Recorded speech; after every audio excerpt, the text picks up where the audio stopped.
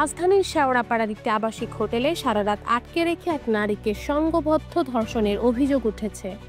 বিদেশে পাঠানোর কথা বলে দালাল চক্রের লোকজন তাকে হোটেলটিতে এনেছিল বলে কাফরুল থানার মামলার এজাহারে উল্লেখ করা হয়েছে। পরিপ্রেক্ষিতে অভিযান চালিয়ে একজনকে আটক করেছে পুলিশ। আশেপাশে লোকজনের অভিযোগ ওই হোটেলটিতে অসামাজিক কার্যকলাপ চলত, তবে এ বিষয়ে বিস্তারিত কিছুই জানায়নি পুলিশ সদস্যরা। অভিযোগকারী এক নারী জানান, 10 থেকে 12 জনের একটি দল কৌশলে আবাসিক হোটেলে নিয়ে ধর্ষণ করে তার বান্ধবীকে। এই ঘটনায় রাজধানী কাফরুল থানায় মামলা দায়ের করা হয়।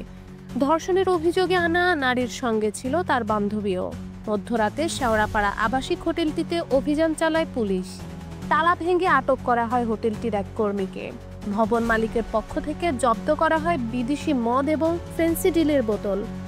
ভবনটির ৫ম তলায় আবাসিক হোটেলটিতে কঠোর নিরাপত্তা বেষ্টনী, ভেতরে থেকে বন্ধ দরজা। বারবার চেষ্টা করেও যা ভাঙতে ব্যর্থ হয় ফায়ার সার্ভিস এবং পুলিশ সদস্যরা। ভবনটির 4 তলায় রয়েছে একটি জিম। সেটির মালিকও জানালেন হোটেলটিতে চলে অবৈধ এবং অসামাজিক কার্যকলাপ। এসব বিষয়ে প্রশ্ন করলে মুখ খুলতে নারাজ হয় ঢাকা মহানগর পুলিশের মিরপুর জোনের কর্মকর্তারা। গণমাধ্যম এড়িয়ে চলতে দেখা গেছে তাদের। সংঘবদ্ধ ধর্ষণের অভিযোগ নিয়ে কিছুই বলতে চাননি এই পুলিশ কর্মকর্তারা।